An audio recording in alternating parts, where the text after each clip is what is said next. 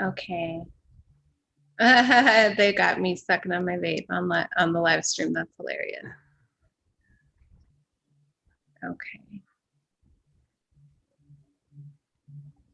Hold on, Lauren. I gotta find you. There you are. Okay.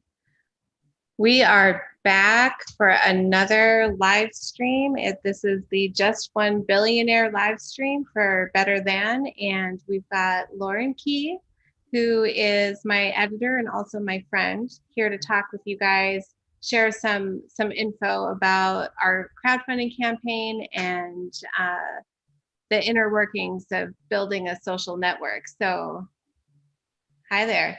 Hey, how you doing? Very good. How are you? I'm good. Yeah, I listened to your live stream last night, and the more you talk about that metaphor, the narcissist metaphor to government, the more that seems to fit. And you know, yeah, you and I are friends. I may have talked to you somewhat about my story or whatever, but I mean, narcissists have figured very large into um, my life, and having to come to terms with that, that people that I love are just completely malignant narcissists, and I need to cut them out of my life in the most, gentle way possible. Um, uh, but yeah, it's an apt metaphor, I think. And it's also, I think all of us have a little bit of that, and so especially like, I mean, I was raised by I'll leave it at that, like one of my parents is a pretty bad narcissist, and so you if that's the environment you were steeped in, obviously there are traits of that come out in me too, and so I have to deal with those, and I have to be aware of how that affects my family. Um, and how it affects my children.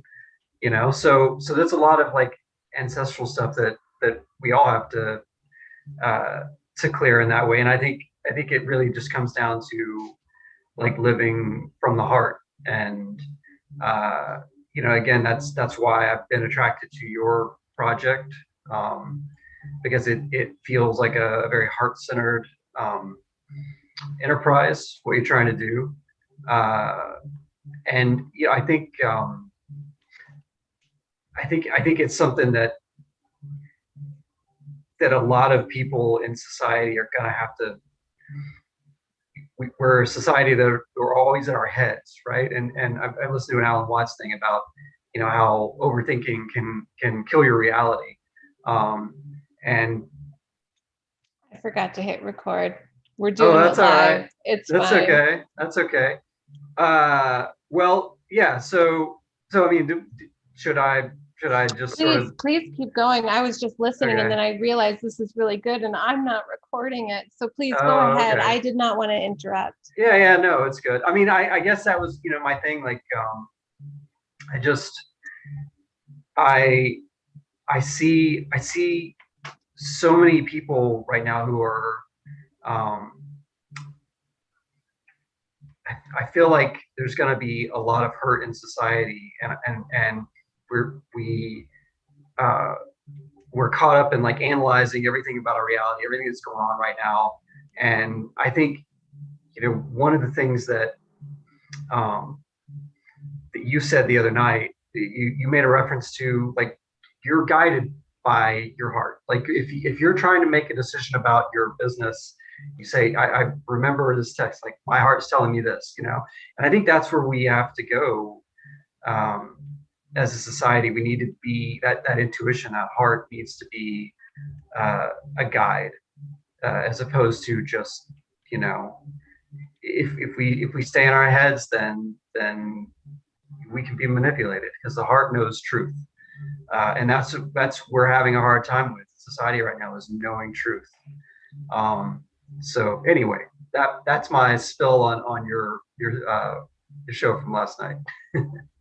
Well, geez, man, thanks for that. And you're like, oh, you just inspired me so much because you're absolutely right. Like the heart knows what's true, and why would we have a society that's just completely based off of um, analytical thinking, and profits and all of that stuff.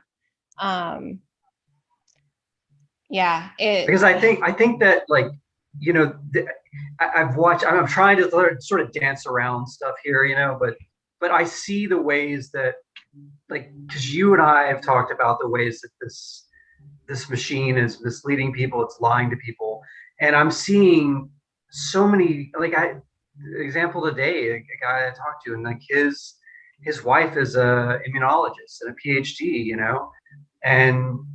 and I see people allowing themselves to be deceived, and I just think, like, we have to get in our hearts. We have to let that intuitive faculty guide our decisions, because we can analyze all these data points. We never know if the data points we're being given are correct data points or if they're being falsified or whatever, but the heart knows truth. So I just, get to your project. I think we have we're working on something here that is heart centered, and it's grounded in truth and integrity, and that's why I'm glad to be part of it. um, thanks, man. I feel weird. My background, I'm trying to sit right in front of my face because it's weird that my face is right here and right there. Wait. Yeah, maybe we can tweak that, and, like, because I Just take like that out. I Where like is it? I like your logo, like Yeah. so maybe we could just sort of put that there instead of your face. Oh, that's funny. Yeah, I like it. I like that logo too. And this Yeah. background that Randy made, Randy Trusdale, Randy made for me is amazing. I love it. Oh, shit, shit. Um, so so for people who like missed the last few ones, do you want to like break down how we're doing this campaign? Yeah, so we're trying to get supporters, get buy-in uh, early on. And I know we talked about your developers, Matt and Pete. Pete, I know Pete is more of the sort of uh, guy behind the scenes doing the crafting the language and all that kind of thing. But these guys, they're going to be the ones to bring it out. And uh, we we want to roll this campaign out, and have people who feel a heart connection to this, who feel like this is, the where society needs to go. Um, if people feel led to contribute, we want them to contribute. Um, because it takes some money to get something like this off the ground. So Yeah, that's absolutely. But not just that, like it take like you were saying, like some people who understand like the heart that's behind it. You know what I mean? And just that idea that like if there's enough of us, if there's I want 7,000 people. I don't care where in the world you are, if you are committed to starting that, that change in the wheel that's turning already, like sparking it. This is there's no need for us to like fight, and that's my thing. Like that for me, that's what like drives home the whole metaphor is like, if you try to fight with a narcissist, you're not going to win. You'll never win because they'll never accept your aggression, or, you know what I mean? It'll just cause them to fight you harder. It's like you have to just completely drop any attention that you feed to that relationship. Otherwise, they're going to take every bit of attention that you give them as more fuel and more fuel because they feed off of you, yeah. and that's the part of it right there. They feed off of you. That's the Mhm. part of it that gets me, and it makes me think we cannot do this. We cannot do this anymore. Like that's enough. And the love bombing, yeah, that's the other part of it, where they're sort of gaslighting you, Yes. and they're saying, oh, I mean, I love you, I don't know how you could think this about me. And like that, what you just said, like, I mean, uh my wife has been helpful for me in dealing with, you know coming to terms with my own family shit, the narcissist in my family, who, like, it took me years to see out of that. It took me years to sort of see through what he was doing, and it's, I mean, it's amazing to me that it took that long, but it's hard. I mean, it really is, especially, like, we want to think the best of people, and especially when we're being love bombed or whatever. Mm-hmm. But she, my wife reminds me, like, it, because I mean, she has read some books on it or something, and uh, she told me, like, the best thing you can do with this person is just not give it any energy and say, you do you. It, like, drives them crazy. It's like they feed on you, they feed on your attention. So that's what we have to do. I mean, I think it's gonna be difficult, and it's hard for me to not give these jokers energy and not give them my attention, because they're screaming for it, and I think they're kind of cornered, and I think they're gonna maybe have an emotional outburst soon, and potentially gaslight us, make us Mm-hmm. feel like we're crazy, and I think we all have to be very grounded in who we are and in our hearts, and just love ourselves enough not to be railroaded and deceived again. Yeah, yeah, because and it's such a matter of trust, like they clearly, for people who aren't aware of what we're talking about, it's the comparison of the people of this world's relationship with the wealthy and a narcissistic abusive relationship. But if you're feeding it and feeding it and feeding it, um, you, yes, they're feeding off of you, they're getting what they want, right? But in the meantime, you're on this up and down emotional roller coaster. It's an emotional roller coaster, whether it's, I don't know, like you burned dinner or whatever, and now this is a big deal and you're a terrible person, or um, you didn't, I don't know, I'm trying to think, like, the people, I'm sitting here trying to think of a reason why the people might feel bad about what we've done,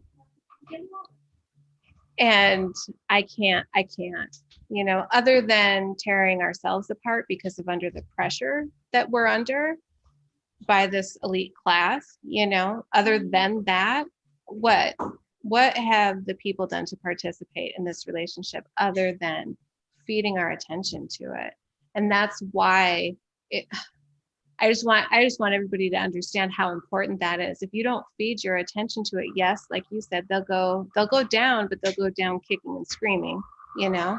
But that's kind of like, that's on you. If you want to go down kicking and screaming, that's on you. And that goes for the narcissist and it goes for the elite class, either way.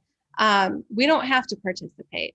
We have, I said it on the first one, like we have everything we need and everyone that we need to be able to accomplish what we want to accomplish. And the only thing that prevents us from that is organization, right? So we're not, and here's the other thing about Better Than, or Better Than Barter, which is the website and app that we're developing. It's not an online relationship that you're building. It's not social media. It's like boots on the ground, local support. You are interacting with people in your local community to help each other and share time and share skill. And the ripple effects of something like that, and like you said, like the heart behind it, you know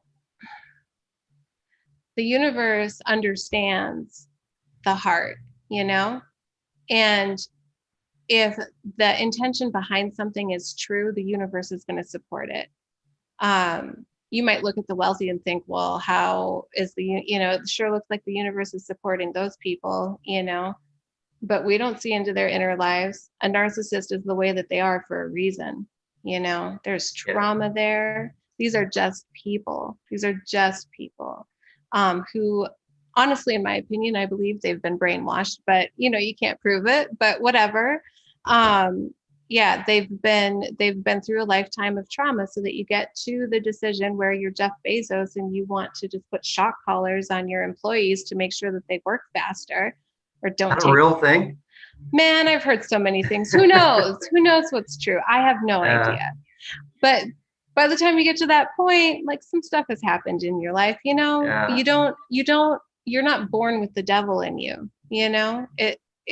it's brought to you over time, So, but regardless of that, we can't be responsible for the narcissist's feelings, right? That's not our job. Our job is to care for each other and to take care of ourselves and to make sure that the next generation gets to do better than we did. And if we keep following this plan, you let the narcissist, run the whole household, take care of the income, manage the children, what's going to happen? And the whole thing's going to be a mess. And that's what we have going on right now. So it's time. It's, cut the cord. That's what we need to do. You cut the cord. You cut the narcissist out. You cut out that elite class that thinks that they get to have authority over you. Well, and I think, with any abusive relationship, a lot of times there's a breaking point where you just say, like, okay, like, I've sort of looked the other way, and they keep pushing and pushing. And I really think I see that's where we are now. I see the desperation, and I feel the emotional outburst coming, and we all have to decide then, like, are we gonna give this person energy still? Are we gonna continue to indulge them, or do we start looking for better solutions? And it's not going to be easy. It's not going to be an easy choice necessarily, from the perspective of someone just waking up. Right. But it is once you wrap your mind around how you've been deceived, it is an easy choice. Yeah, it truly is. And it's not even a matter of, like, slowly coming to terms with it, because once you understand it, you don't really, like, within yourself, like, you're not going to have a choice. Like, I'm sure you know this from the relationship that you were talking about earlier. Like, once you see it, you might not know exactly what needs to happen, but like, oh no, this is done. Like, that's how it has to be, because anything that you do just continues to feed it. And that's the whole logic behind #JustOneBillionaire, right? We need to have an olive branch that the elite class offers to the people to show us that they aren't malicious towards us, to show us that they're willing to work with us, And so, if you guys don't know, like, I feel very audacious in this, but that's a great feeling. So whatever, just go with it. But we are asking Just One Billionaire to match funds that are donated to this campaign up to August 30th. That's the cutoff date. And and I said it on the first one, I believe in people. That's what I believe in. It's hard to find common ground when it comes to beliefs, but, like, if you believe in people, I am on your team, and I do. And I believe that we can find that person out there who is part of that elite class, who sees the fuckery that's been going on, and they just want to extend that olive branch. They want to be the one, shoot, man, it would come with some clout, that's for sure. So I know it'll be interesting to see as things start to unravel, and they are unraveling, but like, which billionaires take off to New Zealand and just hunker down, and which billionaires have a change of heart, and that's really what it is. You know, you've closed down your heart to humanity. You have left your brothers and sisters hanging, the peasants, you consider them peasants and didn't care about them, and now you're faced with human suffering, and what are you going to do? So I mean, if you're just going to keep your heart closed down, you might as well go on and off yourself, or just, you know, swim in your billions of dollars and pretend like that's going to make you happy. But I think the humanity and all of us. I mean, it's whether we're billionaire or not. Like, when you see people suffering, there's something that's supposed to happen, and sometimes it takes a while to unlock that, you know, to penetrate down into the heart. But that's what we're hoping will happen with some of these people with extreme means. Mm-hmm. Absolutely. Absolutely. Um, Real quick, what's the most exciting part about the Better Than Barter app to you? This is a question I've been meaning to ask you for a while, but we haven't gotten around to it.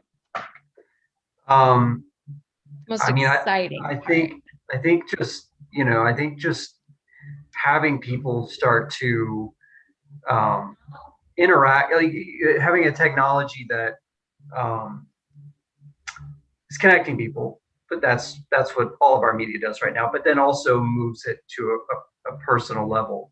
Um, you know, like we deal with this with my son a lot, where, you know, he is interacting with friends on social media, um, and you can sort of you can stop there, and a lot of people do stop there, and they think that, you know, like, these are my friends, I'm actually talking to them, you know, but it's not the same. It's not the same as face-to-face contact, and that's what we were deprived of over the past year, and that's what we need to get back to. So uh, you know, that's what's exciting to me is rebuilding community. You know, I like knowing my neighbors. I like my neighbors a lot, actually. And either neighbors on either side of me, if there are more neighbors, and we're all like just holed up in our individual silos, staring at the matrix, and it's time to unplug and come out and be together again, I think. That's a beautiful place to end the live stream. Ah, yeah, absolutely. Just come, let's be together again, you guys. Like, for real. It won't be Hope hard so. either. It won't be hard. It might be a little uncomfortable when you get to know strangers. I don't know about you, but I'm an awkward person.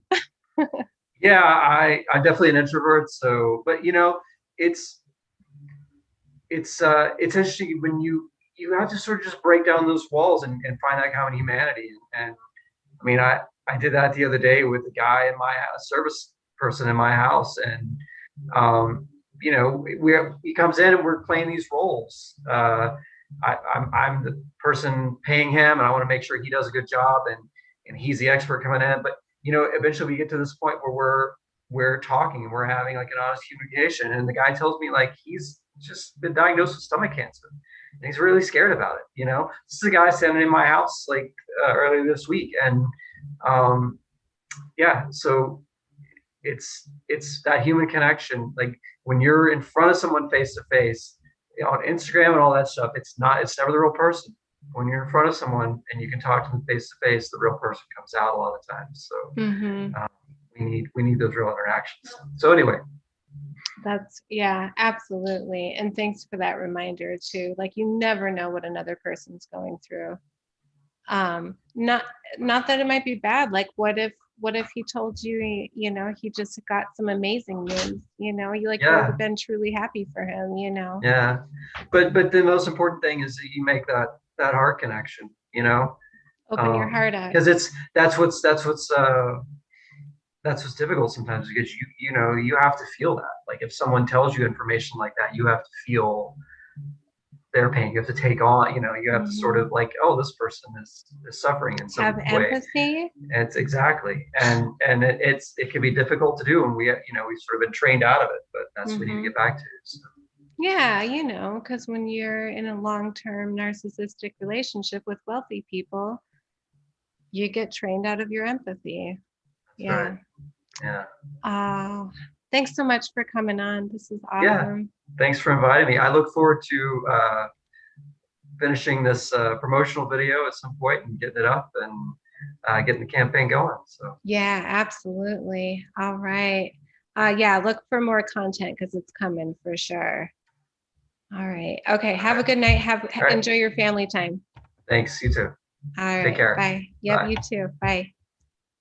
All right, guys, check back tomorrow. We're going to be back tomorrow. Like I said, I can't do, like a regular time. I'm not sure, but generally evening time, maybe around 7 Mountain Time. But thanks so much for tuning in, and I hope you guys are enjoying